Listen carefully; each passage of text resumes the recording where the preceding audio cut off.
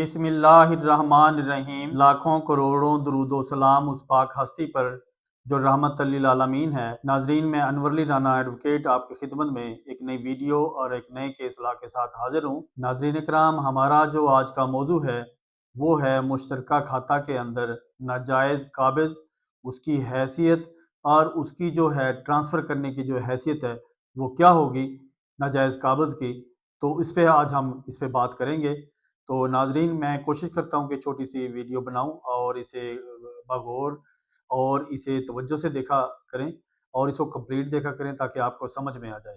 तो नाजरीन कराम, आज का जो हमारा मौजू है वो यही है, जैसे मैंने आपको उन्वान में बताया, कि अगर किसी मुश्तरका प्रॉपर्टी के अंदर कोई नाजायज़ काबिज़ जो है वो घुस जाता है, या किसी मुश्तरका प्रॉपर्टी के अंदर जिसकी डिवाइड ना किया गया हो और मुश्तरका खाता हो, उसमें से कोई काबिज़ आ जाता है या कोई प्रॉपर्टी ऐसे खरीद कर लेता है जब तक वो तकसीम ना हो बाज़ाब्ता तरीके से, और वो उसको बाद में क्लेम करे कि मैंने इसको जो है फ़लाँ शख़्स से जिसने कब्ज़ा किया हुआ था ऑलरेडी, तो उससे मैंने प्रॉपर्टी ख़रीद की है और ये मेरा जो है लीगल राइट है। तो नाज़रीन किराम, वो जो प्रॉपर्टी है वो कलअदम होगी और उसकी कोई in the I of law जो है कोई उसकी हैसियत नहीं है। क्योंकि जब भी कोई प्रॉपर्टी या कोई बोनाफाइडी परचेज़र जो है जिसे कहते हैं, अगर वो इस चीज़ को क्लेम करे कि मैंने तो फलां शख्स से प्रॉपर्टी खरीद की थी और वो प्रॉपर्टी फरोख्त करने वाला जो है उसकी अपनी कोई कानूनी हैसियत नहीं है, वो खुद एक नाजायज़ काबिज़ है और उसने गलत तौर पे जो है प्रॉपर्टी जो है वो हथियाई हुई है, और वो कहे कि मैंने फलां शख्स से खरीद की और वो कहे जी मैंने फलां शख्स को फरोख्त कर दी, जबकि वो प्रॉपर्टी जो है वो उस प्रॉपर्टी के ऊपर जो है उसको कोई लीगल राइट उसको नहीं था और उसको कानूनी हुकूक उसे हासिल नहीं थे, तो वो उसे सेल नहीं कर सकता था।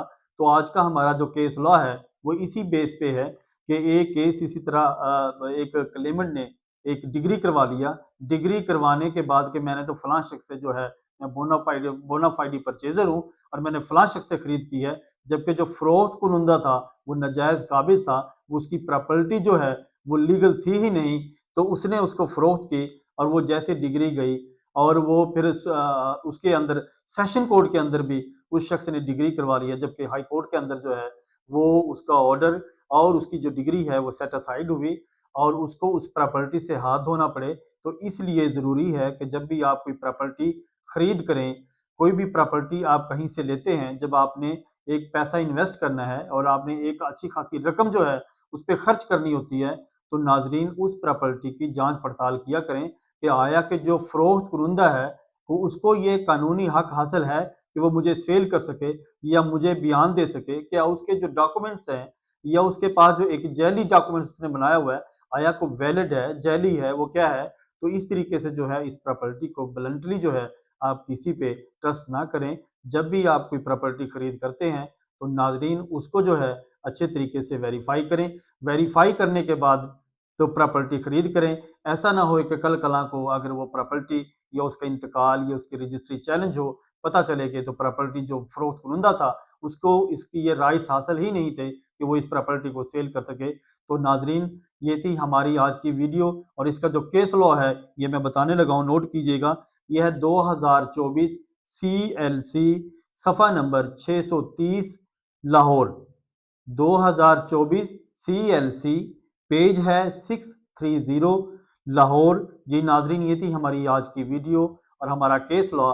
अगर वीडियो अच्छी लगी हो तो नाजरीन मेरे यूट्यूब चैनल को सब्सक्राइब करें, लाइक करें, शेयर किया करें और फेसबुक पे भी फॉलो किया करें ताकि बाकी लोगों को इसका फ़ायदा हो सके। तो नाजरीन, अगले लॉ पॉइंट और अगली वीडियो के लिए मुझे इजाज़त दीजिए। बहुत शुक्रिया।